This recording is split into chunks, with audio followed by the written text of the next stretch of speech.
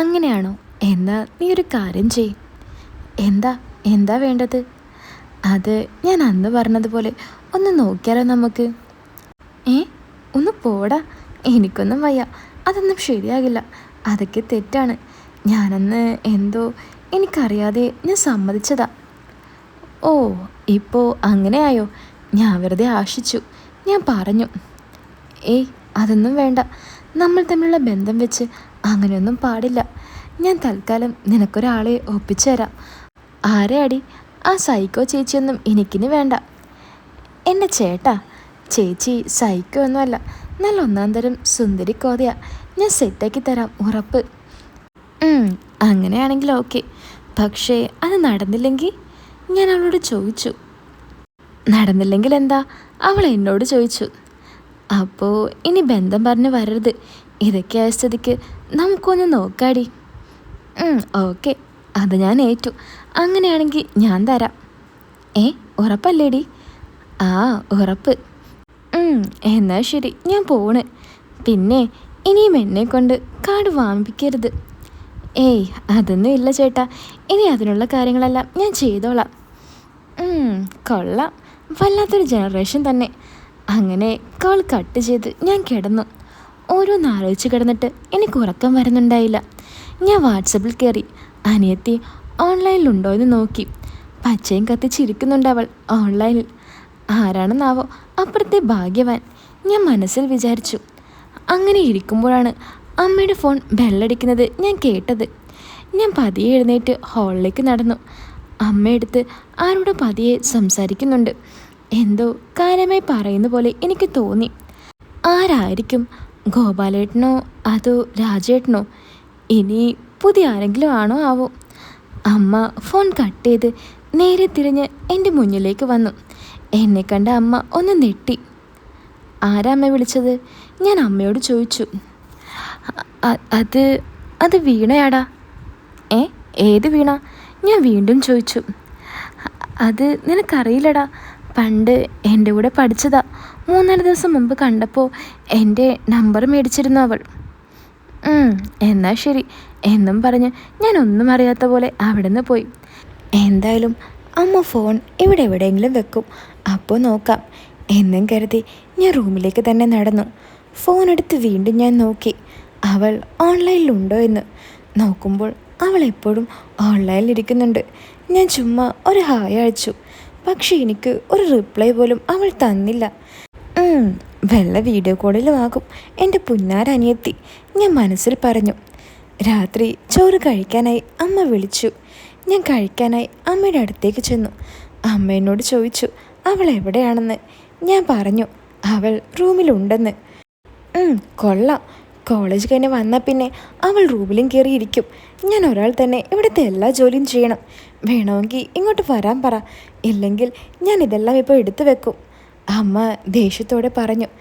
അത് കേട്ട് ഞാൻ അവളെ വിളിക്കാനെന്ന ഭാവത്തിൽ അവളുടെ റൂമിലേക്ക് നടന്നു. എനിക്കറിയില്ലല്ലോ അവിടെ ഇപ്പോൾ എന്തായിരിക്കും നടക്കുന്നതെന്ന്. അത് കാണാൻ തന്നെയാ അമ്മ പറഞ്ഞപ്പോൾ ഞാൻ അങ്ങോട്ട് ഓടിപ്പോയത്. ഞാൻ വാതിലിനിടയിലൂടെ നോക്കുമ്പോൾ ആരുമായോ അവൾ വീഡിയോ കോൾ ചെയ്യാണ്. ഞാനൊന്ന് കാതോർത്ത് നോക്കി.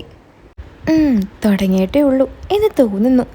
വല്ലതും അഴിച്ചു മാറ്റും മുമ്പ് വിളിക്കാമെന്ന് കരുതി ഞാൻ അവളെ ഫുഡ് കഴിക്കാൻ വിളിച്ചു. അങ്ങനെ അവളും കോള് വെച്ച് ഫുഡ് കഴിക്കാൻ വന്നു. അങ്ങനെ ഫുഡെല്ലാം ഞങ്ങൾ ഒരുമിച്ചിരുന്ന് കഴിച്ചു. അമ്മ പാത്രവുമായി അടുക്കളയിലേക്ക് പോയി. ഈ തക്കം മനസ്സിലാക്കി ഞാൻ അമ്മയുടെ ഫോൺ തപ്പിയെടുത്തു. ടി വിയുടെ ബാക്കിൽ ചാർജ് ചെയ്യാൻ വെച്ച അമ്മയുടെ ഫോണെടുത്ത് ഞാൻ റൂമിലേക്ക് ഓടി. ലോക്ക് ഞാൻ തന്നെ ഇട്ട് കൊടുത്തതുകൊണ്ട് ലോക്ക് തുറക്കാൻ പാടുപെടേണ്ടി വന്നില്ല. ആരാണ് ആ വിളിച്ചതെന്നറിയാൻ ഞാൻ ഫോണെടുത്ത് നോക്കി. ഏതോ പുതിയ നമ്പറാണല്ലോ, പേരൊന്നും സേവ് ചെയ്ത് വെച്ചിട്ടില്ല. ഞാൻ വേഗം ആ നമ്പർ എൻ്റെ ഫോണിൽ കുറിച്ച് വെച്ചു. വേറെ ആരൊക്കെയാ വിളിച്ചെന്ന് നോക്കിയപ്പോൾ ഗോപാലേട്ടനുണ്ട്, ശോഭേച്ചിയുണ്ട്, പിന്നെ പേര് സേവ് ചെയ്യാത്ത ആരൊക്കെയോ. ഞാൻ വേഗം ഫോൺ കിട്ടിയ സ്ഥലത്ത് തന്നെ വെച്ചുകൊണ്ട് റൂമിലേക്ക് പോയി. ഈ സമയം ഇതെല്ലാം കാണുന്നുണ്ടായിരുന്നു അനിയത്തി. റൂമിൽ ചെന്ന് ഞാൻ ആ നമ്പർ എൻ്റെ ഫോണിൽ സേവ് ചെയ്ത് നോക്കി ആരാണെന്നറിയാൻ. വാട്സപ്പിൽ കയറി നോക്കിയപ്പോൾ വാട്സപ്പിലെ ആ DP കണ്ട് ഞാൻ ഞെട്ടിപ്പോയി. എൻ്റെ കൂടെ ക്രിക്കറ്റ് കളിക്കാനുണ്ടായിരുന്ന എൻ്റെ ഫ്രണ്ട് അതുൽ കൃഷ്ണൻ. പക്ഷെ അവൻ്റെ നമ്പർ എൻ്റെ കയ്യിലുണ്ടല്ലോ. പക്ഷെ ഇത് ആ നമ്പർ അല്ലല്ലോ. ഞാൻ നോക്കുമ്പോൾ അവൻ്റെ വേറൊരു നമ്പറാണ് എൻ്റെ കയ്യിലുള്ളത്. ഈ നമ്പർ ഇങ്ങനെയുള്ള പരിപാടിക്ക് കൊണ്ട് നടക്കുന്നതാണെന്ന് എനിക്കപ്പോൾ മനസ്സിലായി. ഇങ്ങനെ പോയാൽ ഇതിപ്പോൾ ഈ പഞ്ചായത്ത് മുഴുവൻ ഉണ്ടാവുമല്ലോ അമ്മയുടെ Dream11. തല പുകഞ്ഞ് ഞാൻ ബെഡിലിരുന്ന് ആകെ ഭ്രാന്ത് പിടിച്ച പോലെയായി. ഇനി അച്ഛൻ മരിച്ചതാണോ? ഇനി ചിലപ്പോൾ ഇതെല്ലാം അറിഞ്ഞപ്പോൾ മനം നൊന്ത് വല്ല കടുങ്കയും ചെയ്തതാണോ എന്ന് എനിക്ക് തോന്നാൻ തുടങ്ങി. എന്തായാലും അവനിത് എങ്ങനെ സാധിച്ചു? പെട്ടെന്നാണ് എനിക്കൊരു കാര്യം ഓർമ്മ വന്നത്. ഞാൻ കളിക്കാൻ ചെല്ലുന്ന സമയത്തെല്ലാം അവൻ ഓരോ കാര്യങ്ങൾ പറഞ്ഞ് കളിക്കുന്നതിനിടയിൽ പോകുന്നുണ്ടായിരുന്നു. അന്ന് കളി കളിക്കാതെ അവൻ വന്നിരുന്നത് ഈ കളി കളിക്കാൻ വേണ്ടിയാണോ ദൈവമേ? അവനൊക്കെ ഇനി ഞാൻ എങ്ങനെ ഫേസ് ചെയ്യും? ഇത്രയും കാലം എന്നെ വെറും പൊട്ടനാക്കി ഇവരെല്ലാം ചെയ്തു. ഒരു ചേട്ടനുണ്ടായിരിക്കുന്നത് പണ്ടേ ഇവിടെ നിന്ന് ഓടി രക്ഷപ്പെട്ടു. ഇല്ലെങ്കിലിപ്പോൾ അവൻ്റേതും ഞാൻ കേൾക്കേണ്ടി വന്നാനേ. ഞാൻ ആകെ ടെൻഷനായി ബെഡിലേക്ക് ചാഞ്ഞു. പിന്നെ കണ്ണു തുറന്ന് നോക്കുമ്പോൾ രാത്രി 12 മണി കഴിഞ്ഞിരുന്നു. അനിയത്തി ഓൺലൈനിൽ തന്നെ ഉണ്ടോ എന്നറിയാൻ ഞാൻ ചുമ്മാ ഒന്ന് കയറി നോക്കി. ഭാഗ്യം ഓൺലൈനിലില്ല. ചിലപ്പോൾ അറിയാതെ ഉറങ്ങിക്കാണും. ഞാനും ഫോണെടുത്ത് വെച്ച് ഉറങ്ങാൻ നോക്കി. പക്ഷെ ഉറക്കം വരുന്നേയില്ല. മനസ്സ് മുഴുവൻ പല പല ചിന്തകൾ കയറി നിറങ്ങി. അമ്മയുമായുള്ള അതിൻ്റെ ബന്ധം എന്നെ വല്ലാതെ അലട്ടാൻ തുടങ്ങി. ഇതിനിയും തുടർന്നാൽ നാട്ടുകാരറിയും. പിന്നെ എൻ്റെ ഭാവി പോക്ക. ആരെങ്കിലും അറിയുന്നതിന് മുമ്പ് ഇത് തടയണം എന്നായി എൻ്റെ ചിന്ത. അതിനെ കണ്ട് സംസാരിച്ചാൽ ശരിയാകില്ല. പ്രശ്നം വലുതാകത്തേ ഉള്ളൂ. തൽക്കാലം അമ്മയോട് 2 പറയാം, എന്നാലേ ശരിയാകത്തുള്ളൂ. അങ്ങനെ ഞാൻ ആ രാത്രി എങ്ങനെ വെളുപ്പിച്ചു. നേരം വെളുത്ത് എഴുന്നേറ്റ് വന്ന എനിക്ക് തലയിലിടാൻ എണ്ണയുമായി അമ്മ എൻ്റെ അടുത്തേക്ക് വന്നു. ചോദിക്കണോ വേണ്ടയോ എന്ന് എൻ്റെ മനസ്സ് പിടച്ചു. ഞാൻ എങ്ങനെയാ എൻ്റെ അമ്മയോട് ഈ കാര്യം ചോദിക്കുക? അത് ശരിയല്ലല്ലോ. ഞാൻ പതിയെ പിന്മാറാൻ തുടങ്ങി. അല്ലെങ്കിൽ വേണ്ട, ചോദിക്കാം. എനിക്കെൻ്റെ ഭാവിയ പ്രധാനം, ഞാൻ ഉറപ്പിച്ചു. പക്ഷേ എന്നെ ചോദിക്കാൻ സമ്മതിക്കാതെ അനിയത്തി അങ്ങോട്ട് കയറി വന്നു. അമ്മേ, എനിക്കൊരു 200 രൂപ വേണം എന്നും പറഞ്ഞ് അവൾ ഞങ്ങളുടെ ഇടയിലേക്ക് കയറി. വേണ്ട, ഇപ്പോൾ ചോദിച്ചാൽ ശരിയാവില്ല. ഇനി ചിലപ്പോൾ ഞാൻ ചോദിച്ചാലും അമ്മ 100 ന്യായങ്ങൾ പറയും. എന്തായാലും ഒന്നില്ലെങ്കിൽ കൈയോടെ പൊക്കണം, എന്നിട്ട് അമ്മയുടെ 2 പറയണം എന്നായി എൻ്റെ അടുത്ത ഉദ്ദേശം. ഞാൻ കുളിക്കാൻ പോകുമ്പോൾ അനിയത്തി വന്ന് ചോദിച്ചു, എന്തായി, ഇന്നലെ ഉറങ്ങിയോ? ആ, പിന്നെ ഉറങ്ങാതെ, ഞാൻ അവളോട് പറഞ്ഞു. ഞാൻ കരുതി പിടിവിട്ട് വല്ലതും ചെയ്തു എന്ന്. അയ്യടി, ഞാൻ അത്രക്കാരനൊന്നും അല്ല. ആ പരിപാടിയൊന്നും എനിക്കില്ല മോളെ. മോനെ ചേട്ടാ, അധികം പുളുവെന്നും എന്നോട് അടിക്കണ്ട. ഞാൻ പലതവണ കണ്ടിട്ടുള്ളതല്ലേ. എന്നിട്ടാണോ എന്നോട് ഈ തള്ളുന്നത് നീ? എടി, നീ ആൾ കൊള്ളാലോ. ഒളിഞ്ഞു നോക്കി നടക്കുകയാണല്ലേ എല്ലാം. അതിന് ആരൊളിഞ്ഞു നോക്കി? ചുമ്മാ വല്ലതും വിളിച്ച് പറയല്ലേ ഏട്ടാ. എന്തെങ്കിലും ചെയ്യുന്നുണ്ടെങ്കിൽ അതൊക്കെ കഥ കടച്ചിട്ട് വേണം, അല്ലാതെ എല്ലാം തുറന്നു വെച്ചാകരുത്. ആര്? ഞാനോ? അല്ലടാ, നിന്റെ കെട്ടോള്. ഒരു പരിസരബോധം പോലും ഉണ്ടാകില്ല. എന്നിട്ട് ഞാനാണോ എന്നോ? അത് ഇങ്ങനെ ചൂടാവല്ലേ മോളെ. നിന്നെപ്പോലെ നമ്മൾക്കൊന്നും ആരുമില്ല. എല്ലാത്തിനും കൈ തന്നെ ശരണം. അതും പറഞ്ഞ് നീ ഇങ്ങനെ നടന്നോ? അവസാനം ഒന്നും ഉണ്ടാകില്ല. അത് വറ്റിപ്പോവുകയും ചെയ്യും. ഡി, ഇന്നാ 200 രൂപ. അമ്മ പെട്ടെന്ന് പൈസ കൊണ്ടെന്ന് അവൾക്ക് തന്നു. അതോടെ അവൾ ആ ക്യാഷും വാങ്ങി കോളേജിലേക്ക് പോയി. ഞാൻ കുളിയും കഴിഞ്ഞ് ജോലിക്കും പോയി. അങ്ങനെ ആ ദിവസം ജോലിയും കഴിഞ്ഞ് വന്ന് ഞങ്ങൾ കളിക്കുന്ന ഗ്രൗണ്ടിലേക്ക് പോയി. അധികം ആരുമില്ല അവിടെ, ഒരു 4 പേര് മാത്രം. ബാറ്റുമെടുത്ത് ഞാൻ ചുമ്മാ മുട്ടി കളിച്ചുകൊണ്ടിരുന്നു. പെട്ടെന്നാണ് അതിൽ വന്നത്. കൂടെ അവൻ്റെ 2 ഫ്രണ്ട്സും ഉണ്ടായിരുന്നു. ഞാൻ അവനെ അറിയാത്ത പോലെ ഒന്ന് നോക്കി. എൻ്റെ നോട്ടം കണ്ട് അവൻ തല താഴ്ത്തി ഫ്രണ്ട്സിനോട് സംസാരിച്ചു നിന്നു. കൂട്ടത്തിലുള്ള ഒരുത്തൻ പറഞ്ഞു, വരുന്നവർ വരട്ടെടാ, നമുക്ക് 2 ഓവർ വെച്ച് കളിക്കാം. എല്ലാവരും എത്തിയ ഓവർ കൂട്ടാമെന്ന്. അതനുസരിച്ച് ഞങ്ങൾ ചുമ്മാ ഒരു കളി കളിക്കാൻ ആരംഭിച്ചു. എൻ്റെ ശ്രദ്ധ മൊത്തം അതിലായിരുന്നു. അവൻ്റെ ഓരോ നീക്കങ്ങൾ ഞാൻ വാച്ച് ചെയ്തുകൊണ്ടിരുന്നു. എന്തായാലും ഇന്നലെ വിളിച്ചതല്ലേ, ഇന്ന് ഇവിടെ നിന്ന് പോകുമോ എന്ന് അറിയാമല്ലോ. പക്ഷേ അവൻ പോകാൻ നിൽക്കുന്നത് പോലെയൊന്നും എനിക്ക് തോന്നിയില്ല. അടുത്തതായി ബാറ്റ് ചെയ്യാൻ അവൻ ഇറങ്ങി. ഞാനൊരു സംശയം കൊടുക്കാതെ എന്നും കാണുന്ന പോലെ അവനോട് പെരുമാറി. ഒരു ക്യാച്ച് കൊടുത്ത് ഔട്ടായ അവൻ പിറകിലേക്ക് മാറി നിന്ന് ആരെയോ ഫോൺ വിളിക്കാൻ തുടങ്ങി. മിക്കവാറും ഇത് അമ്മയായിരിക്കും. പക്ഷേ മീര ക്ലാസ് കഴിഞ്ഞ് വന്നിട്ടുണ്ടാവുമല്ലോ. ഈ സമയം ഇവൻ പോയാൽ അവൾ കാണില്ലേ? ഇനി ചിലപ്പോൾ അവൾ അറിഞ്ഞുകൊണ്ടായിരിക്കുമോ? ഒന്നിനെയും വിശ്വസിക്കാൻ പറ്റില്ലല്ലോ. അവൻ ആ ഫോണുമായി ഒരു മതിൽ കയറിയിരുന്ന് സംസാരിക്കാൻ തുടങ്ങി. അങ്ങനെ അവൻ്റെ ടീമിൻ്റെ ബാറ്റിംഗ് കഴിഞ്ഞ് ഫീൽഡിങ്ങിൽ ഇറങ്ങിയപ്പോഴേക്കും അവൻ ആ സംസാരം തുടർന്നു. ഇവനെന്താ ഇന്ന് പോവാത്തത്? ഇനി ഇന്നലെ നടന്ന കാര്യങ്ങൾ അമ്മ വലുതും പറഞ്ഞു കാണുമോ? പക്ഷെ അവൻ എന്നെ അങ്ങനെ നോക്കുന്നൊന്നുമില്ലല്ലോ. അങ്ങനെ പറഞ്ഞിരുന്നെങ്കിൽ അവനിന്ന് കളിക്കാൻ വരില്ലായിരുന്നു. അല്ലെങ്കിൽ അവൻ്റെ മുഖത്ത് ഒരു പേടിയെങ്കിലും കാണണമായിരുന്നു. അവൻ്റെ കൊഞ്ചലോടെയുള്ള ഫോൺ വിളി കണ്ടിട്ട് ഗ്രൗണ്ടിലുള്ള എല്ലാവരും അവനെ കളിയാക്കുന്നുണ്ടായി. പക്ഷേ അവനതൊന്നും കാര്യമാക്കാതെ സംസാരിച്ചുകൊണ്ടിരുന്നു. ഇനി അമ്മയോട് തന്നെയാണോ ഇവനെ സംസാരിക്കുന്നത്? അല്ല, ഇനി അവന് വേറെ ലയം വല്ലതുമുണ്ടോ? ഇനി അവളോടായിരിക്കുമോ? പെട്ടെന്ന് ഞാനൊരു കാര്യം ചെയ്തു. വേഗം ഫോണെടുത്ത് അമ്മയ്ക്ക് വിളിച്ചു. അമ്മയുടെ ഫോൺ ബെല്ലടിക്കുന്നുണ്ട്. അപ്പോൾ ഇവൻ ഇത്രയും നേരം വിളിച്ചത് അമ്മയല്ല. അമ്മ എൻ്റെ കോളെടുത്തു. എന്താടാ? അമ്മ ചോദിച്ചു. ഏയ് ഒന്നുമില്ല അമ്മേ, ഞാൻ ചുമ്മാ വിളിച്ചതാ. ചുമ്മാ വിളിച്ചതോ? അല്ല, നീ ഇതെവിടെ പോയി കിടക്കുക? നിനക്ക് ചായയൊന്നും വേണ്ടേ? ആ വേണം, ഞാനിപ്പോൾ വരാം. ഞാനിവിടെ അടുത്ത് തന്നെയുണ്ട്. മീൻ വല്ലതും വേണോ എന്നറിയാൻ വിളിച്ചതാ. മീനോ?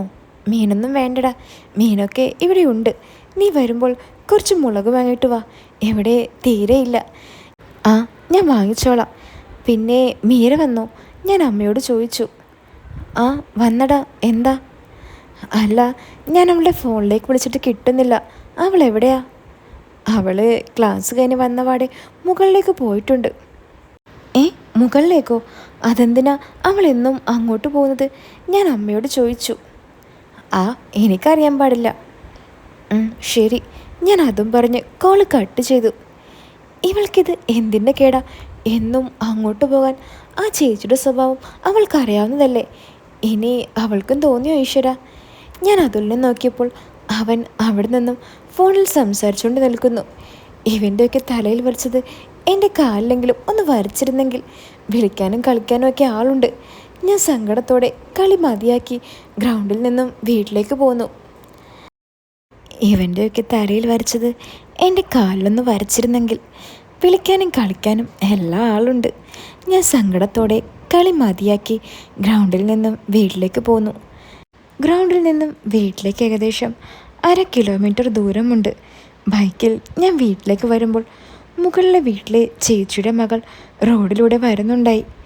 ഞാൻ നോക്കാനൊന്നും പോയില്ല. നോക്കിയിട്ടും കാര്യമില്ലല്ലോ, നമ്മളെയൊന്നും അവൾ മൈൻഡ് ചെയ്യില്ല. പെട്ടെന്നാണ് എനിക്കൊരു കാര്യം ഓർമ്മ വന്നത്. ഇപ്പോൾ ചേച്ചി ഒറ്റയ്ക്കേ വീട്ടിലുള്ളൂ. മീര എന്തിനാ എല്ലാം അറിഞ്ഞിട്ടും ആരുമില്ലാത്തപ്പോൾ അങ്ങോട്ട് പോകുന്നത്? ഇനി ഞാൻ വിചാരിച്ച പോലെ വല്ലതുമുണ്ടോ അവർ തമ്മിൽ? അല്ല, ഇനി എനിക്ക് വേണ്ടി വല്ലതിനും പോയതാവുമോ? എന്തായാലും വീട്ടിലെത്തട്ടെ, ഇതൊന്നും അറിഞ്ഞിട്ടേ ബാക്കി കാര്യം. അങ്ങനെ ഞാൻ വീട്ടിലേക്ക് വണ്ടി ഓടിച്ചു. വീട്ടിലെത്തിയപ്പോൾ അമ്മ കുളിച്ചൊരുങ്ങി സിറ്റ് ഔട്ടിൽ തന്നെ ഇരിക്കുന്നുണ്ടായി. ആ ഇരിപ്പ് കണ്ടാൽ അറിയാം ആ അണ്ണനെ കാണാൻ വേണ്ടി ഇരിക്കുകയാണെന്ന്. എന്നാലും എൻ്റെ സംശയം, ഇത്രയൊക്കെ ആൾക്കാരുണ്ടായിട്ടും അമ്മയ്ക്ക് മതിയാകുന്നില്ലേ? വല്ലാത്തൊരു കരുപ്പ് തന്നെ. മീര വന്നില്ലേ? ഞാൻ അമ്മയോട് ചോദിച്ചു. ഇല്ലടാ, അവളവിടെ മുകളിലുണ്ട്, അമ്മ പറഞ്ഞു. ഞാൻ നേരെ അകത്തേക്ക് കയറി. ഞാൻ അവളുടെ റൂമിൽ പോയി നോക്കി.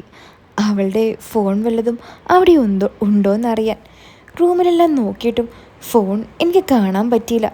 പക്ഷേ അവളുടെ തലയിണക്കടിയിൽ നിന്നും കുറച്ച് 500-ൻ്റെ നോട്ടുകൾ എനിക്ക് കാണാൻ പറ്റി.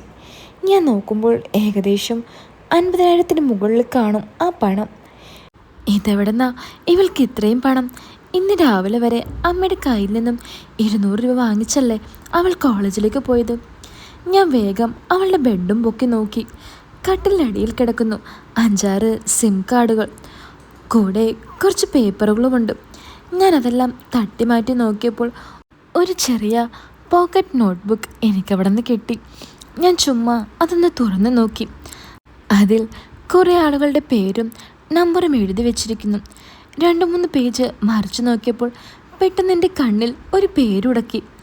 ലില്ലി സ്പാ എന്നായിരുന്നു ആ പേര്. ഞാൻ വേഗം ആ നമ്പർ ഫോട്ടോ എടുത്ത് വെച്ചു. പുറത്തുനിന്ന് അവളുടെ സൗണ്ട് ഞാൻ കേട്ടു. അവൾ വരുന്നുണ്ടെന്ന് മനസ്സിലാക്കി ഞാൻ വേഗം അതെല്ലാം അവിടെ വെച്ച് പുറത്തേക്കിറങ്ങി. എന്നെ അവൾ കാണും മുമ്പ് ഞാൻ വേഗം എൻ്റെ റൂമിലേക്ക് കയറി കതകടച്ചു. എൻ്റെ കാലുകളും കൈകളും വിറയ്ക്കാൻ തുടങ്ങി. ഇവളിതെന്ത് ഭാവിച്ച?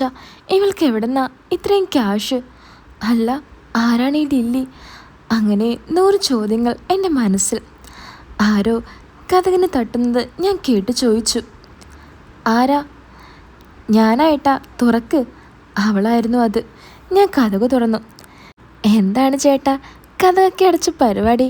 ഞാൻ പറഞ്ഞതൊക്കെ അനുസരിക്കാൻ തുടങ്ങിയോ? അവൾ എന്നോട് ചോദിച്ചു. ഏയ് ഒന്നുമില്ലടി, ഞാൻ ചുമ്മാ ഒരു തലവേദന. ഞാൻ വലിയ മൂഡില്ലാതെ പറഞ്ഞു. എന്തു പറ്റി? ഒരു ശോകം? തലവേദന ആയതുകൊണ്ടാണോ? അവൾ ചോദിച്ചു. അറിയില്ലടി, ഞാൻ കുറച്ചു നേരം കിടക്കട്ടെ. ആണോ? എന്നാ ഞാൻ പോയി കുറച്ച് കട്ടനുണ്ടാക്കിക്കൊണ്ട് വരാം. അത് കുടിച്ചു നോക്ക്, കുറച്ച് കുറവുണ്ടാവും, അവൾ പറഞ്ഞു. ഏയ് അതൊന്നും വേണ്ട, കുറച്ചു നേരം കിടന്നാൽ മാറും. എന്നാ ചേട്ടൻ കിടന്നോ? മാറിയിട്ട് വിളിക്ക്, ഞാൻ റൂമിലുണ്ടാവും. നിന്നോട് കുറച്ച് കാര്യങ്ങൾ പറയാനുണ്ട്. ആടി, ഞാൻ വിളിക്കാം, ഞാൻ അവളോട് പറഞ്ഞു. അത് കേട്ട് അവൾ അവളുടെ റൂമിലേക്ക് പോയി. ഞാൻ വീണ്ടും കഥ കടച്ചു. എന്തായിരിക്കും അവൾക്കെന്നോട് പറയാനുള്ളത്? അപ്പോൾ തന്നെ ചോദിക്കായിരുന്നു. വെറുതെ അഭിനയിച്ച് കുളമാക്കി. ഞാൻ നേരെ ഫോണെടുത്ത് അവൾ ഓൺലൈനിലുണ്ടോ എന്ന് നോക്കി. ഓൺലൈനിലൊന്നും അവളെ കാണുന്നില്ല. ഞാൻ പതിയെ കതക് തുറന്ന് പുറത്തേക്കിറങ്ങി. അമ്മ ടി വിയും കണ്ട് മുന്നിൽ തന്നെ ഇരിക്കുന്നുണ്ട്. ഞാൻ വേഗം അമ്മ കാണാതെ തിരിച്ച് റൂമിലേക്ക് തന്നെ കയറി. എന്നാലും എന്തായിരിക്കും അവൾക്ക് എന്നോട് പറയാനുള്ളത്? ഞാൻ വേഗം ഫോണെടുത്ത് അവൾക്കൊരു മെസ്സേജ് അയച്ചു. എൻ്റെ മെസ്സേജ് കണ്ട അവൾ ഉടൻ എനിക്ക് റിപ്ലൈ തന്നു. എന്തായി, തലവേദന മാറിയോ എന്നായിരുന്നു അവളുടെ മെസ്സേജ്. ആ, കുഴപ്പമില്ല, കുറവുണ്ട്, ഞാൻ പറഞ്ഞു. എന്നാ ഇങ്ങോട്ട് വാ, അവൾ പറഞ്ഞു. എടി, അമ്മയുണ്ട് ടി വിയുടെ മുന്നിൽ, വരാൻ പറ്റില്ല. നിനക്കെന്താ പറയാനുണ്ടെന്ന് പറഞ്ഞേ? ഞാൻ ചോദിച്ചു. അതാണോ? അത് നിനക്ക് സന്തോഷം കിട്ടുന്നൊരു കാര്യമാണ്. ഈ ലോകത്ത് ആദ്യമായിട്ടായിരിക്കും ഒരനിയത്തി ചേട്ടന് പരിപാടി സെറ്റാക്കി കൊടുക്കുന്നത്. നന്ദി വേണം, നന്ദി. എന്താടി നീ പറയുന്നേ? ഒന്ന് തെളിച്ചു പറ. എന്നാ ചേട്ടൻ വിളിക്ക്, ഞാൻ പറയാം, അവൾ പറഞ്ഞു. അങ്ങനെ ഞാൻ അവൾക്ക് കോൾ ചെയ്തു. ഹലോ, പറയടി. ആ, അത് ചേട്ടാ, ആ ചേച്ചി ഒരു പാവ. ആ കാട്ടുമാക്കാൻ ആ ചേച്ചിയിട്ട് കൊല്ലാക്കൊല ചെയ്യാ. എന്താടി നീ പറയുന്നേ? ഒന്ന് തെളിച്ചു പറ, വെറുതെ എന്നെ വട്ടുപിടിപ്പിക്കല്ലേ നീ. ഓ, ആദ്യം ഞാൻ പറയട്ടെ, ഏട്ടൻ തിരക്ക് പിടിക്കല്ലേ. എന്നാ പറഞ്ഞ തൊലക്കടി, ഞാൻ ദേഷ്യത്തോടെ അവളോട് പറഞ്ഞു. എടാ, ഞാൻ നിൻ്റെ കാര്യം ഒന്ന് സെറ്റാക്കാൻ അവിടെ പോയതാ. ആ പെണ്ണ് കോളേജ് വിട്ട് വന്നാൽ പിന്നെ ഒന്നും നടക്കില്ല. അതുകൊണ്ടാണ് ഞാൻ ക്ലാസ് കഴിഞ്ഞ് ഉടനെ വന്ന് അങ്ങോട്ട് കയറിയത്. ആ, എന്നിട്ട് എന്തുണ്ടായി? ഞാൻ ചോദിച്ചു. ഞാൻ ഇന്നും ചേച്ചിയെ കാണാൻ പോയപ്പോൾ ചേച്ചിക്കത് നല്ല സന്തോഷമായി. ചേച്ചി എനിക്ക് ജ്യൂസെല്ലാം തന്നു. എൻ്റെ അടുത്തിരുന്ന് ഓരോന്ന് സംസാരിക്കാൻ തുടങ്ങി. ചേച്ചിയുടെ നോട്ടവും ഭാവവും കണ്ട് ഞാൻ രണ്ടും കൽപ്പിച്ച് ചേച്ചിയോട് ചോദിച്ചു, എന്താ ചേച്ചി എന്താ എന്നെ ഇങ്ങനെ നോക്കുന്നതെന്ന്. അയ്യോ, നീ അങ്ങനെ ചോദിച്ചോടി. നീ എന്തിനാ അങ്ങനെ ചോദിക്കാൻ പോയത്? മോശമല്ലേ?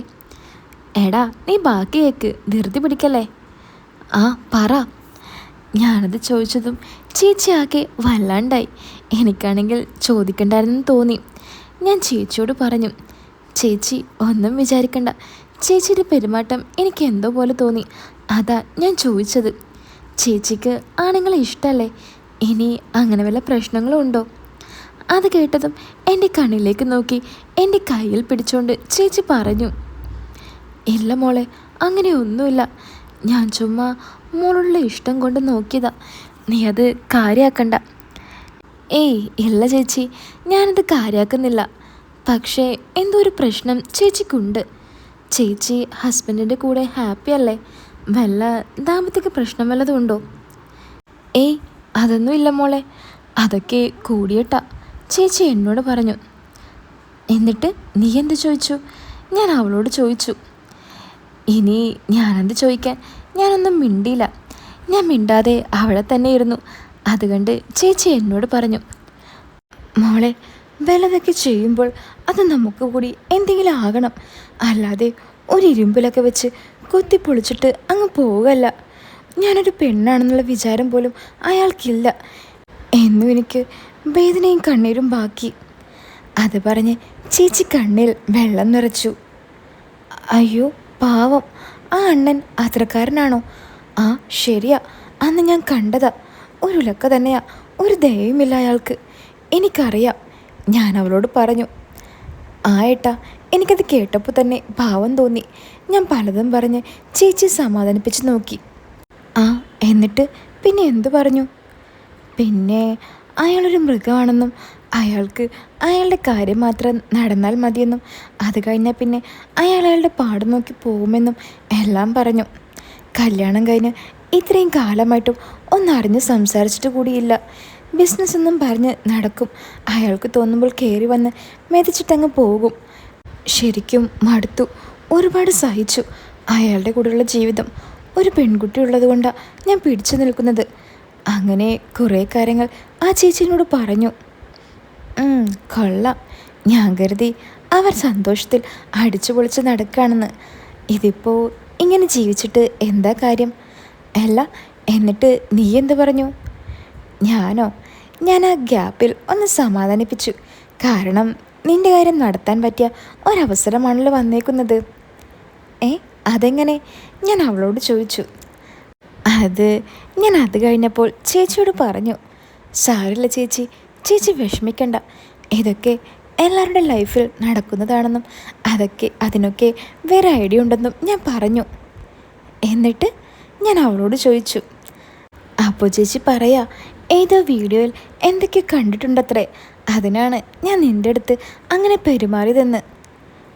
ഓ അങ്ങനെ, കൊള്ളാലോ പുതിയ സ്റ്റെപ്പ്. എന്നിട്ട് ബാക്കി പറയടി. അപ്പോൾ ഞാൻ പറഞ്ഞു, നിങ്ങളതൊന്നും ആലോചിക്കണ്ട, ആ കാര്യമെല്ലാം ഞാൻ സെറ്റാക്കി തരാമെന്ന്. അത് കേട്ട ചേച്ചി എന്നോട് പറഞ്ഞു, നീ എന്തൊക്കെയായി പറഞ്ഞു വരുന്നതെന്ന്. ഞാൻ പിന്നെ ഒന്നും നോക്കിയില്ല. അല്ലെങ്കിൽ തന്നെ സമയം പോയതറിഞ്ഞില്ല. ആ കുരുപ്പ് മകൾ വന്നാൽ എല്ലാം നശിക്കും. ഞാൻ ചേച്ചിയോട് പറഞ്ഞു. അവൾ അത് പറഞ്ഞു തുടങ്ങും മുമ്പേ പെട്ടെന്ന് ഹാളിൽ നിന്നും അമ്മയുടെ വിളി വന്നു. ഡാ, അമ്മ വിളിക്കുന്നുണ്ടല്ലോ, അവൾ എന്നോട് പറഞ്ഞു. ഓഹ് ഡി, നിന്നെയാണെന്ന് തോന്നുന്നു, നീ ഒന്ന് പോയി നോക്ക്, ഞാൻ അവളോട് ഫോണിൽ കൂടി പറഞ്ഞു. എടാ, എനിക്കൊന്നും വയ്യ, നീ ഒന്ന് പോയി നോക്ക്, അവൾ എന്നെ നിർബന്ധിച്ചു. സാധാരണ പോയി നോക്കാതെ ഞാൻ അവളെ വെറുപ്പിക്കണ്ടെന്ന് കരുതി ഞാൻ തന്നെ എഴുന്നേറ്റ് പോയി നോക്കി. എന്താ അമ്മേ? ഞാൻ അമ്മയോട് ചോദിച്ചു. എടാ, നീ ആരെ വിളിച്ചത്? അവളെവിടെ? കോളേജ് കഴിഞ്ഞ് വന്നാൽ പിന്നെ വാതിലുമടച്ച് അങ്ങ് കിടന്നോളൂ, ഒരു പണിയും എടുക്കണ്ട. മര്യാദക്ക് വന്ന് അവളോട് മീൻ വറുക്കാൻ പറ, ഇല്ലെങ്കിൽ ഞാൻ അങ്ങോട്ട് വരും എന്ന് പോയി പറഞ്ഞേക്ക്, അമ്മ എന്നോട് പറഞ്ഞു. ഞാനത് കേട്ട് അവളോട് പറയാൻ അവളുടെ റൂമിലേക്ക് പോയി. റൂമിൻ്റെ അടുത്തെത്തി അവൾ ആരുമായോ സംസാരിക്കുന്നത് ഞാൻ കേട്ടു. ഞാൻ അവിടെ തന്നെ നിന്ന് കാതോർത്തു. ആ സത്യമായിട്ടും, ഞാൻ 12 മണിക്ക് ശേഷം വരാം, നിങ്ങൾ ഇങ്ങോട്ട് വിളിക്കണ്ട, ഞാൻ അങ്ങോട്ട് വിളിച്ചോളാം എന്ന് അവൾ ആരോടോ പറയുന്നത് ഞാൻ കേട്ടു. ഞാൻ പിന്നെ ബാക്കി കേൾക്കാൻ നിൽക്കാതെ നേരെ റൂമിലേക്ക് കയറി. എന്നെ കണ്ട അവൾ വേഗം കോൾ കട്ട് ചെയ്ത് ഫോൺ മാറ്റി വെച്ചു. ഞാൻ നോക്കുമ്പോൾ എൻ്റെ കോള് കണക്റ്റ് ആയിക്കൊണ്ട് എന്നോട് ഇത്ര നേരം സംസാരിച്ച ഫോൺ ബെഡിൽ കിടക്കുന്നുണ്ട്. ആരാടിയത്? ഒരു ഗ്യാപ്പ് കിട്ടിയപ്പോഴേക്കും നീ വിളിച്ചല്ലേ, നിനക്കിതൊക്കെ ഒന്ന് നിർത്തിക്കൂടെ? റൂമിലേക്ക് കയറിക്കൊണ്ട് ഞാൻ പറഞ്ഞു. അത് ആരുമില്ല, എൻ്റെ ഒരു ഫ്രണ്ടാ, ചുമ്മാ വിളിച്ചതാ, അവൾ എന്നോട് പറഞ്ഞു. ആ അതൊക്കെ എനിക്കറിയാം, നിന്നോട് എനിക്ക് കുറച്ച് കാര്യങ്ങൾ സംസാരിക്കാനുണ്ട്, അത് ഞാൻ പിന്നെ ചോദിക്കാം. ഇപ്പോൾ നിന്നെ അമ്മ വിളിക്കുന്നുണ്ട്, പോയി നോക്ക്, ഞാൻ അവളോട് പറഞ്ഞു. എന്താ നിനക്കറിയാനുള്ളത്? നിനക്കെല്ലാം അറിയാവുന്നതല്ലേ, ഇപ്പോൾ എന്താ പുതിയൊരു ഡൗട്ട്? അതൊക്കെ ഞാൻ പറയാടി, നീ ഇപ്പോൾ പോയിട്ട് വാ. ഇങ്ങനെ ഡൗട്ടാണെങ്കിൽ ഞാൻ ഇനി ഒന്നിനുമില്ല, നിനക്ക് നിൻ്റെ വഴി, എനിക്ക് എൻ്റെ വഴി. ചേച്ചിയെ നീ തന്നെ പോയി അങ്ങ് സെറ്റാക്കിക്കോ, അവൾ ദേഷ്യത്തോടെ പറഞ്ഞിട്ട് അങ്ങോട്ട് പോയി. വേണ്ടായിരുന്നു, ഇപ്പോൾ ഒന്നും പറയണ്ടായിരുന്നു. ഇനിയിപ്പോൾ അവളെ എങ്ങനെയൊന്ന് സോപ്പിലിടും? ഞാൻ തലയും ചൊറിഞ്ഞ് എൻ്റെ റൂമിലേക്ക് നടന്നു. ടി വി കണ്ടുകൊണ്ടിരുന്ന അമ്മ ഞാൻ വരുന്നത് കണ്ട് എന്തോ മറച്ചു വെക്കുന്നതായി എനിക്ക് തോന്നി. ഫോണാണെന്ന് മനസ്സിലാക്കി ഞാൻ അത് മൈൻഡ് ചെയ്യാതെ റൂമിലേക്ക് പോയി. വേഗം ഫോണെടുത്ത് അവൾക്ക് കുറേ സോറി എന്ന മെസ്സേജ് അയച്ചു. മീൻ വറുത്ത് കഴിഞ്ഞ് അവൾ നേരെ എൻ്റെ റൂമിലേക്ക് വന്നു. ഞാൻ ആ വരവ് ഒട്ടും പ്രതീക്ഷിച്ചിരുന്നില്ല. നിനക്ക് വേണമെങ്കിൽ നീ നോക്ക്, ഇനി എന്നെ കിട്ടില്ല. നീ ഒരുമാതിരി CBI പോലെ ഓരോന്ന് ചോദിച്ചുകൊണ്ട് നടക്കുന്നു, അവൾ ദേഷ്യത്തോടെ എന്നോട് പറഞ്ഞു. എടി, അത് ഞാൻ ചുമ്മാ, നീ അത് വിട്, ഞാൻ അവളോട് പറഞ്ഞു. അല്ല, നിന്നോട് ആരാ എൻ്റെ ബെഡൊക്കെ പൊക്കി നോക്കാൻ പറഞ്ഞത്? ഞാൻ എപ്പോഴെങ്കിലും വന്ന് നിൻ്റെ ബെഡ് പൊക്കി നോക്കിയിട്ടുണ്ടോ? അവൾ ദേഷ്യത്തോടെ വീണ്ടും ചോദിച്ചു. ഓ, അതാണോ മോളുടെ പ്രശ്നം? അതും ഞാൻ ചോദിക്കാൻ നിന്നതാ. അല്ല, എവിടെന്നാ നിനക്ക് ഇത്രയും പണം? എന്താ നിൻ്റെ പരിപാടി? ഞാൻ അവളോട് ചോദിച്ചു. അതൊന്നും നീ അറിയണ്ട, എൻ്റെ വട്ടച്ചെലവിനുള്ളതൊക്കെ ഞാൻ ഉണ്ടാക്കും, നീ അതൊന്നും കയറി ഇടപെടണ്ട. ഓ, ഒരു വട്ടച്ചെലവുകാരി വന്നിരിക്കുന്നു. നിനക്ക് ആവശ്യമുള്ള ക്യാഷൊക്കെ അമ്മ തരുന്നുണ്ടല്ലോ, പിന്നെ എന്തിനാ നീ ഇങ്ങനെ പറയുന്നേ? ഞാൻ അവളോട് ചോദിച്ചു. ക്യാഷോ? എന്ത് ക്യാഷ്? 100 രൂപയോ 200 രൂപയോ? അതുകൊണ്ടൊക്കെ ഇന്നത്തെ കാലത്ത് വലുതുമാകുമോ? മാസം ഫോണിൽ റീചാർജ് ചെയ്യണമെങ്കിൽ തന്നെ വേണം 400 രൂപ. ഇത് അമ്മയോട് ചോദിച്ചാൽ തരുമോ? അല്ല, നീ തരാറുണ്ടോ എനിക്ക്? അവളുടെ ആ ചോദ്യം കേട്ട് ഞാനാകെ ഇല്ലാണ്ടായിപ്പോയി. നിന്നോട് ഞാൻ ഒരു ദിവസം ചോദിച്ചപ്പോൾ നീ എന്താ എന്നോട് പറഞ്ഞത്? എൻ്റെ കയ്യിലൊന്നുമില്ല, വേണമെങ്കിൽ വല്ല ജോലിക്കും പോയി ഉണ്ടാക്കിക്കോ എന്ന്. ഞാനോ? ഞാനെപ്പോൾ പറഞ്ഞു അങ്ങനെ? ഞാനങ്ങനെയൊന്നും പറഞ്ഞിട്ടില്ല. ഓ, മോൻ മറന്നുപോയി കാണും. പക്ഷേ ഞാൻ മറക്കില്ല. എനിക്കൊരു ചുരിദാർ വാങ്ങി തന്നിട്ടുണ്ടോ നീ? അല്ലെങ്കിൽ ഒരു കമ്മലെങ്കിലും? നീ ആലോചിക്കണ്ട. അമ്മയോട് ചോദിച്ചാൽ അമ്മ അപ്പം തുടങ്ങും ദാരിദ്ര്യം പറിച്ചിൽ. പിന്നെ എനിക്കും ജീവിക്കണ്ടേ എൻ്റെ കൂട്ടുകാരികളെ പോലെ? അവൾ സങ്കടത്തോടെ ചോദിച്ചു. അവളുടെ ആ ചോദ്യം കേട്ട് എനിക്ക് ഉത്തരം മുട്ടിപ്പോയി. ശരിയാ, അവൾ പറഞ്ഞതിലും കാര്യമുണ്ട്, എനിക്കും തോന്നി. എന്നാലും ഞാൻ അവളെ ഒന്ന് തിരുത്താൻ നോക്കി. അതും വിചാരിച്ച് നീ എന്തിനാടി പണിയൊപ്പിച്ചു വെക്കുന്നത്? ഇതൊക്കെ എല്ലാ കുടുംബത്തിലും ഉണ്ടാകുന്നതാണ്. കുറച്ച് കഷ്ടപ്പാടൊക്കെ ഉണ്ടാകും എന്ന് വെച്ച് തോന്നിയ പോലെ നടക്കണമെന്നാണോ? നിനക്ക് ഇതിൻ്റെയൊക്കെ ഗൗരവം അറിയാനിട്ടാ, ഞാൻ അവളോട് പറഞ്ഞു. ഞാൻ എന്ത് ചെയ്തെന്നാ നീ പറയുന്നേ? അവൾ ദേഷ്യത്തോട് ചോദിച്ചു. ഡി, നീ സത്യം പറയണം, ആ പണമെല്ലാം നിനക്ക് എവിടെന്നാ കിട്ടിയത്? അതറിഞ്ഞാൽ പിന്നെ എനിക്കൊന്നും അറിയണ്ട. ആണോ? എന്നാ കേട്ടോ, അതൊക്കെ ഞാൻ കഷ്ടപ്പെട്ടുണ്ടാക്കിയതാ. എങ്ങനെയാണെന്ന് അറിയണോ ചേട്ടന്? ഞാൻ പറഞ്ഞു തരാം.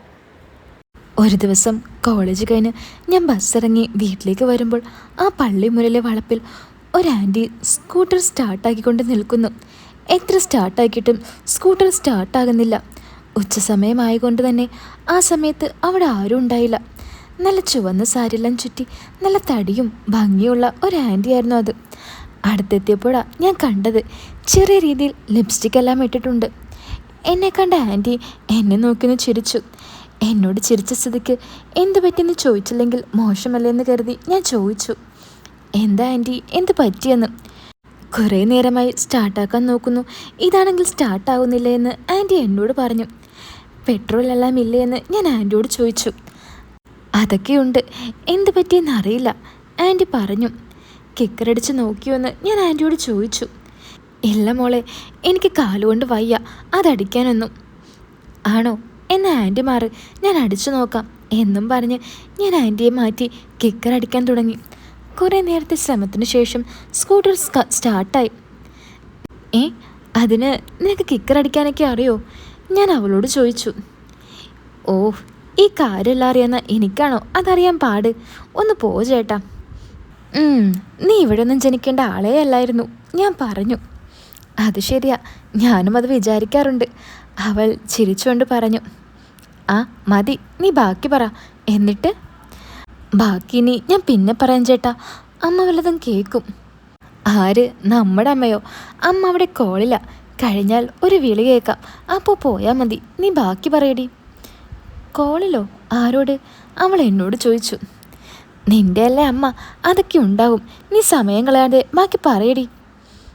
എന്നിട്ടെന്താ, ഞാൻ വണ്ടി സ്റ്റാർട്ടാക്കി കൊടുത്ത സന്തോഷത്തിൽ ആൻറ്റി എന്നോട് സംസാരിക്കാൻ തുടങ്ങി. അവിടെ നിന്നോ? ആ, അവിടെ നിന്ന് തന്നെ. എന്നിട്ട് അങ്ങനെ പേരും ഊരുമെല്ലാം ചോദിച്ചറിഞ്ഞു. ഞാനെല്ലാം പറഞ്ഞും കൊടുത്തു. പിന്നെ എന്നെ വീട്ടിൽ കൊണ്ടുവന്നാക്കുകയും ചെയ്തു. ആഹാ, എന്നിട്ട്? പിന്നെ എൻ്റെ നമ്പർ ചോദിച്ചു. ഞാനപ്പോൾ നമ്പർ കൊടുത്തു. പിന്നെ ഇടയ്ക്കൊക്കെ വിളിക്കും. അങ്ങനെ ഞങ്ങൾ കൂടുതൽ അടുത്തു. വീട്ടിലെ കാര്യങ്ങളെല്ലാം ഞാൻ പറഞ്ഞു. ഒരു ദിവസം ഞാൻ കോളേജ് കഴിഞ്ഞ് പുറത്തേക്ക് ഇറങ്ങുമ്പോൾ എന്നെയും കാത്ത് ആൻറ്റി അവിടെ നിൽക്കുന്നുണ്ടായിരുന്നു. എവിടെ? കോളേജിലോ? ആ, കോളേജിൻ്റെ ഫ്രണ്ടിൽ. എന്നിട്ട് എന്നെയും കയറ്റി ആൻറ്റി നേരെ ഒരു കോഫി ഷോപ്പിലേക്ക് പോയി. ആൻറ്റിയുടെ സംസാരവും പെരുമാറ്റവും എനിക്ക് നല്ലപോലെ ഇഷ്ടപ്പെട്ടു. ഞാൻ ആൻറ്റിയുടെ തീരുമാനത്തിന് ഒന്നും എതിര് പറഞ്ഞില്ല. അങ്ങനെ ഞങ്ങൾ കോഫി ഷോപ്പിൽ കോഫി കുടിച്ചുകൊണ്ടിരിക്കുമ്പോൾ ആൻറ്റിക്ക് പെട്ടെന്ന് ഒരു കോൾ വന്നു. ഏതോ ദിയ എന്ന് പറയുന്ന ഒരു പെൺകുട്ടിയായിരുന്നു അത്. ആൻറ്റി അവളോട് സംസാരിക്കുന്നതെല്ലാം ഞാൻ കേട്ടു. ഞങ്ങൾ നോക്കുന്നുണ്ടെന്ന് ആൻറ്റിക്കും അറിയായിരുന്നു. ആൻറ്റി ഫോൺ കട്ട് ചെയ്ത ഉടനെ GPay തുറന്ന് അവൾക്ക് എത്രയോ പൈസ അയച്ചു കൊടുത്തു. ഇത് കണ്ടിരുന്ന എന്നെ നോക്കി ചിരിച്ചുകൊണ്ട് ആൻറ്റി ചോദിച്ചു, നിനക്ക് വല്ലതും മനസ്സിലായോ എന്ന്. ഇല്ലല്ലോ, ആൻറ്റിക്ക് എന്താ ജോലിയെന്ന് ഞാൻ ആൻറ്റിയോട് ചോദിച്ചു. അപ്പോൾ ചിരിച്ചുകൊണ്ട് ആൻറ്റി പറഞ്ഞു, ഇതൊക്കെ തന്നെ. എന്ത്? ഞാൻ വീണ്ടും ആൻറ്റിയോട് ചോദിച്ചു. എനിക്ക് ഒരു ഷോപ്പുണ്ട്, കുറച്ച് പെൺകുട്ടികളുണ്ട് അവിടെ, അത് നോക്കി നടത്തൽ. അതിലൊരുത്തിയാ എന്നെ ഇപ്പോൾ വിളിച്ചത്. ആ ആൻറ്റി എന്നോട് പറഞ്ഞു. അല്ല, അപ്പോൾ ആൻറ്റിക്ക് ഭർത്താവും കുട്ടികളൊന്നും ഇല്ലേ? ഞാൻ അവളോട് ചോദിച്ചു. ഭർത്താവ് പോളണ്ടിലാണെന്നും ഒരു മകനുള്ളത് ബാംഗ്ലൂരിൽ പഠിക്കുകയാണെന്നൊക്കെയാണ് ആൻറ്റി എന്നോട് പറഞ്ഞത്. എന്നിട്ട് അങ്ങനെ ആൻറ്റി എന്നോട് ചോദിച്ചു, നീ വരുന്നോ ആ ജോലിക്കെന്ന്. എന്നിട്ട് ഞാൻ പറഞ്ഞു, ഞാനില്ല, എനിക്ക് ക്ലാസ് ഉണ്ടെന്ന്. അപ്പോൾ ആൻറ്റി പറഞ്ഞു, അത് കുഴപ്പമില്ല, ക്ലാസ് ഉച്ചവരെയല്ലേ ഉള്ളൂ, ഉച്ചയ്ക്ക് ശേഷം വന്നാൽ മതിയെന്ന്. ഞാൻ അത് കേട്ട് ഒന്ന് ആലോചിച്ചിരുന്നു. അത് കണ്ട ആൻറ്റി എന്നോട് പറഞ്ഞു, വാ നമുക്കൊന്ന് പോയി കാണാം എൻ്റെ ഷോപ്പെന്നും പറഞ്ഞ് എന്നെയും കൂട്ടി ആൻറ്റിയുടെ ഷോപ്പിലേക്ക് പോയി. ഒരു ടൗണിൽ നിന്നും കുറച്ചുള്ളിലേക്കാണ് ഞങ്ങൾ പോയത്. ഒരു ബ്യൂട്ടി പാർലറിൻ്റെ മുമ്പിലാണ് ആൻറ്റി സ്കൂട്ടർ നിർത്തിയത്. അപ്പോൾ ആൻറ്റിക്ക് ബ്യൂട്ടി പാർലറാണുള്ളത്? ഞാൻ അവളോട് ചോദിച്ചു. ഓ ചേട്ടാ, ഞാനൊന്ന് പറയട്ടെ, കേക്ക്. ആ, എന്നാ പറ. സ്കൂട്ടറിൽ നിന്നും ഇറങ്ങിയ ആൻറ്റി എന്നെയും വിളിച്ചുകൊണ്ട് നേരെ ആ ബ്യൂട്ടി പാർലറിലേക്ക് നടന്നു. റിസപ്ഷനിൽ ഒരു പെണ്ണ് ഫോണിൽ നോക്കി ഇരിക്കുന്നുണ്ടായിരുന്നു. ആൻറ്റി എന്നോട് അവിടെ ഇരിക്കാൻ പറഞ്ഞ് നേരെ ബ്യൂട്ടി പാർലറിൻ്റെ അകത്തേക്ക് പോയി. റിസപ്ഷനിലിരിക്കുന്ന ആ പെണ്ണ് എന്നെ നോക്കിന്ന് ചിരിച്ചു. എന്തിനാ ചിരിയെന്ന് എനിക്കപ്പോൾ മനസ്സിലായില്ല. അതെന്തിനായിരുന്നു? ഞാൻ അവളോട് ചോദിച്ചു. ഓ ചേട്ടാ, ഒന്ന് മിണ്ടാതിരിക്ക്, ഞാൻ പറയട്ടെ, അപ്പോൾ മനസ്സിലാവും. ഓഫ്, എന്നാൽ വേഗം പറയടി. എന്നാ കേട്ടോ. ആൻറ്റി ആ റൂമിൽ നിന്നും വന്ന് നേരെ എന്നെ വിളിച്ച് അപ്പുറത്തുള്ള ഒരു ഉഴിച്ചിൽ ഷോപ്പിലേക്ക് കൊണ്ടുപോയി. ഉഴിച്ചിൽ ഷോപ്പോ? അതെന്താ? അത് ഈ തൈലമെല്ലാമായിട്ട് നടുവിനും നട്ടലിനൊക്കെ വയ്യാത്തവരെ ഉഴിഞ്ഞ് ശരിയാക്കുന്നൊരു ഷോപ്പ്. വലിയ ബോർഡൊന്നുമില്ല, ഒരു ചെറിയ ബോർഡ് ആ റൂമിൻ്റെ മുന്നിൽ വെച്ചിട്ടുണ്ടായിരുന്നു. എന്നെയും കൊണ്ട് ആൻറ്റി അങ്ങോട്ടേക്ക് കയറി. ഞാൻ നോക്കുമ്പോൾ ഒരാളെ ഒരുത്തി ഒഴിഞ്ഞുകൊണ്ടിരിക്കുന്നു. ആ റൂം അടച്ച് ആൻറ്റി എന്നെ വേറൊരു റൂമിലേക്ക് കൊണ്ടുപോയി. അവിടെ എത്തിയപ്പോൾ ആൻറ്റി എന്നോട് പറഞ്ഞു, നീ ഇവിടെ നിൽക്ക്, ഞാൻ നിന്നെ വിളിക്കാമെന്ന്. എന്നിട്ട് ആൻറ്റി അടഞ്ഞു കിടക്കുന്ന ആ റൂമിൻ്റെ കതക് ആൻറ്റി കുറച്ച് പോയി തുറന്നു നോക്കി. അത് കഴിഞ്ഞ് അപ്പോൾ തന്നെ ആൻറ്റി എന്നെ അങ്ങോട്ടേക്ക് വിളിച്ചു. ഞാൻ ആൻറ്റിയുടെ അടുത്തേക്ക് ചെന്നപ്പോൾ ആൻറ്റി എന്നോട് പറഞ്ഞു, ആ കതകിൻ്റെ ഇടയിലൂടെ നോക്കാൻ. എന്നിട്ടെന്താ, ഞാൻ ആ കതകിൻ്റെ ഇടയിലൂടെ നോക്കി. എന്നിട്ട് ബാക്കി പറ. അത് അവിടെ നടക്കുന്നത് വേറെ ചില ഉഴച്ചിലും കൊഴിച്ചിലും ഒക്കെയാണ്. അതെന്താ അങ്ങനെ? ഞാൻ അവളോട് ചോദിച്ചു. ഓ, ഇത്രയും പറഞ്ഞിട്ടും ചേട്ടന് മനസ്സിലായില്ലേ? പുറത്തുള്ള റൂമിലാണ് ശരിക്കുള്ള ചികിത്സ, ബാക്കിയുള്ള റൂമിൽ ആവശ്യമുള്ളവർക്ക് ഇഷ്ടമുള്ള ചികിത്സയുമാണ്. ഓ, അപ്പോൾ അതിനാണോ ആൻറ്റി നിന്നെ അങ്ങോട്ട് കൊണ്ടുപോയത്? ഞാൻ അവളോട് ചോദിച്ചു. അതെ, മറ്റുള്ള പരിപാടികളൊന്നുമില്ല, ഫുൾ ഒഴിച്ചിൽ മാത്രം. ഫുള്ളെന്ന് പറഞ്ഞാൽ? ഞാൻ അവളോട് ചോദിച്ചു. ഫുള്ളെന്ന് പറഞ്ഞ ഫുള്ള്, അതിൽ എല്ലാം പെടും. എന്നിട്ട് അതാണോ നീ ചെയ്യുന്നത്? അതെ, പക്ഷേ എപ്പോഴൊന്നും ഉണ്ടായില്ല. ആളുണ്ടാകുമ്പോൾ ആൻറ്റി എന്നെ വിളിക്കും. അതിന് നീ എപ്പോഴാ അതിനൊക്കെ പോകുന്നത്? നിനക്ക് കോളേജില്ലേ? എൻ്റെ ചേട്ടാ, എൻ്റെ കോളേജ് ടൈം മാറിയിട്ടൊന്നുമില്ല. അന്ന് ഞാൻ ചേട്ടനോടും അമ്മയോടും നുണ പറഞ്ഞതാ ക്ലാസ് വൈകുന്നേരം വരെ ആക്കിയെന്ന്. ഓ എടി മതി, ഇനി ഇതൊന്നും വേണ്ട. എന്തിനാ വെറുതെ വേണ്ടാത്ത പരിപാടിക്കൊക്കെ പോകുന്നത്? അവസാനം വല്ല രോഗവും വരും. ചേട്ടാ, അതിന് ചേട്ടൻ ഉദ്ദേശിക്കുന്ന പോലെ ഒന്നുമില്ല അവിടെ. എന്തായാലും വേണ്ട. ആരെങ്കിലും അറിഞ്ഞാൽ എന്ത് വിചാരിക്കും? പിന്നെ പുറത്തിറങ്ങാൻ പറ്റുമോ നമുക്ക്? ഏയ് അതൊന്നും ഇല്ല ചേട്ടാ. ഞാനിപ്പോൾ ഇത് എത്ര കാലമായി? ആരെങ്കിലും അറിഞ്ഞോ? ചേട്ടൻ ആ ക്യാഷ് കണ്ടോണ്ടല്ലേ ഇപ്പോഴറിഞ്ഞത്. അല്ലെങ്കിൽ ചേട്ടനും അറിയില്ലായിരുന്നു. എടി, ഞാൻ ആ ക്യാഷ് കണ്ടതുകൊണ്ട് മാത്രമല്ല, ബെഡിനടിയിൽ നിന്നും കിട്ടിയ ആ നമ്പർ കണ്ടപ്പോഴാ. നമ്പറോ? ഏത് നമ്പർ? അവൾ ചോദിച്ചു. ഞാൻ എൻ്റെ ഫോണെടുത്ത് ഞാൻ എടുത്തു വെച്ച ആ ഫോട്ടോ അവൾക്ക് നേരെ നീട്ടി പറഞ്ഞു. ഇത് കണ്ടിട്ടാ ഞാൻ ചോദിച്ചത്, ഇപ്പോൾ മനസ്സിലായോ എന്ന്. ഓ ഇതാണോ? ഇത് തന്നെയാ ഞാൻ പറഞ്ഞ ജോലി, അവൾ എന്നോട് പറഞ്ഞു. അല്ല, ഇത് വല്ലതും അമ്മയ്ക്ക് അറിയൂടി? ഏയ് അമ്മയ്ക്കൊന്നും അറിയില്ല. വേറെ ആർക്കെങ്കിലും അറിയോ? ഞാൻ ചോദിച്ചു. വേറെ എൻ്റെ 2 കൂട്ടുകാരികൾക്കറിയാം. അപ്പോൾ അവരുമുണ്ടോ നിൻ്റെ കൂടെ ഈ ജോലിക്ക്? ഏയ് അവരൊന്നുമില്ല.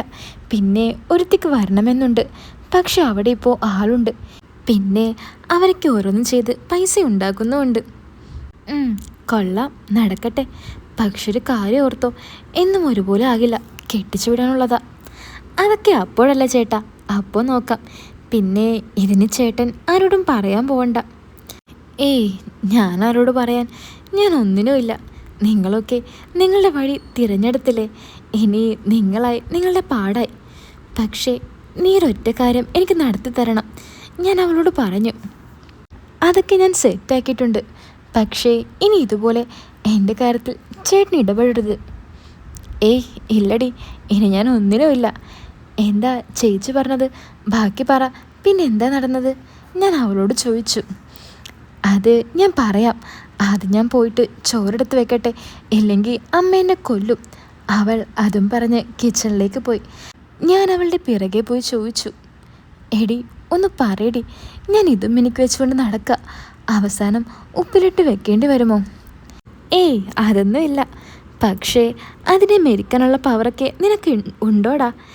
നീ എന്നെ പറയിപ്പിക്കരുത്. അവളെന്നെ കളിയാക്കി ചിരിച്ചുകൊണ്ട് കിച്ചണിലേക്ക് കയറി. ഇതെന്താടാ നീ അവളുടെ പിന്നാലെ ഇങ്ങനെ നടക്കുന്നത്? നിനക്ക് വേറെ പണിയൊന്നുമില്ലേ? പെട്ടെന്ന് അമ്മ അങ്ങോട്ട് കയറി വന്ന് എന്നോട് ചോദിച്ചു. ഓ നിങ്ങളുടെ പണിയൊക്കെ കഴിഞ്ഞു കാണും അല്ലേ? ഞാൻ അമ്മയോട് ചോദിച്ചു. എന്താടാ നീ എന്തേ അങ്ങനെ പറഞ്ഞത്? അമ്മ ദേഷ്യത്തോടെ ചോദിച്ചു. ഏയ് ഒന്നുമില്ല. അമ്മ എവിടെയായിരുന്നു? ഇവിടെ കണ്ടില്ലല്ലോ. ഞാൻ റൂമിലുണ്ടായിരുന്നു. എന്താ പ്രശ്നം? അല്ല, അമ്മ ആരോടോ സംസാരിക്കുന്നത് കണ്ടു. ആരായിരുന്നു അത്? ഞാൻ അമ്മയോട് ചോദിച്ചു. അത് ശോഭേച്ചിയായിരുന്നടാ, അമ്മ പറഞ്ഞു. ഓ ശോഭേച്ചിയായിരുന്നോ? ഞാൻ അറിഞ്ഞില്ല. ഞാൻ അതും പറഞ്ഞ് അവിടെ ഇരുന്നു. അങ്ങനെ ചോറെല്ലാം കഴിച്ച് കഴിഞ്ഞ് ഞാൻ എൻ്റെ റൂമിലേക്ക് പോയി. അനിയത്തിക്ക് ഒരു മെസ്സേജ് അയച്ചു, ഫ്രീ ആയാൽ ഇങ്ങോട്ട് വിളിക്കെന്ന്. എന്നിട്ട് ഞാൻ റീൽസും തോണ്ടി അവിടെ ഇരുന്നു. കിച്ചണിൽ പണിയെല്ലാം കഴിഞ്ഞ് അനിയത്തി റൂമിലെത്തി എനിക്ക് റിപ്ലൈ തന്നു. കുറച്ച് കഴിയട്ടെ, ഞാൻ വിളിക്കാമെന്നായിരുന്നു അവളുടെ മറുപടി. ആരോ കിടത്തി ഉറക്കി കൊടുക്കാനുണ്ടെന്ന് എനിക്ക് മനസ്സിലായി. എന്തായാലും ഇനി അവളെ ദേഷ്യം പിടിപ്പിക്കണ്ട. അവൾ എന്താന്ന് വെച്ച് ചെയ്യട്ടെ. ഞാൻ അവളുടെ കോളിനായി കാത്തിരുന്നു. പക്ഷേ ആ കാത്തിരിപ്പ് ഉറക്കത്തിലാണ് അവസാനിച്ചത്. കാത്തിരുന്ന് ഞാൻ അറിയാതെ ഉറങ്ങിപ്പോയി. ഫോണാണെങ്കിൽ ഞാൻ സൈലൻറ്റിലിട്ടിരിക്കുന്നു. രാവിലെ അവൾ വന്ന് കഥകൾ തട്ടിയപ്പോഴാണ് ഞാൻ ഉണർന്നത്. കഥക് തുറന്ന എന്നെ നോക്കി അവൾ ചോദിച്ചു. എത്ര വിളിച്ചു ഞാൻ, നീ എന്താ ഫോൺ എടുക്കാത്തെ? എടി ഞാൻ എൻ്റെ കോളും കാത്തിരുന്ന് അറിയാതെ ഉറങ്ങിപ്പോയടി. കൊള്ളാം, നന്നായി. ഞാൻ കുറേ വിളിച്ചു നോക്കി. അവസാനം എനിക്കും മടുത്തു. ഞാൻ കിടന്നുറങ്ങി. Sorry D. അല്ല അമ്മ എവിടെ? ഞാൻ അവളോട് ചോദിച്ചു. അവിടെ പുറത്ത് നിൽക്കുന്നുണ്ട്. അവൾ പറഞ്ഞു. തള്ള രാവിലെ തന്നെ തുടങ്ങിയോ? എല്ലാവരുടെയും രുചി അറിയാൻ നടക്കുക തള്ള. ആ അണ്ണൻ്റെ ഇരുമ്പുലക്കയുടെ പവർ അറിഞ്ഞാലേ തള്ളയ്ക്ക് മതിയാവുള്ളൂ ഈ നോട്ടം. ഒന്ന് പോടാ, അങ്ങനെയൊന്നും പറയല്ലേ. പിന്നെ പറയാതെ. അമ്മ എന്താ വിചാരിച്ചത്? ATM മെഷീനാണെന്നോ എല്ലാവർക്കും വന്ന് കാർഡിട്ട് നോക്കാൻ? ഡാ, ഇന്ന് ചുമ്മാതിരി.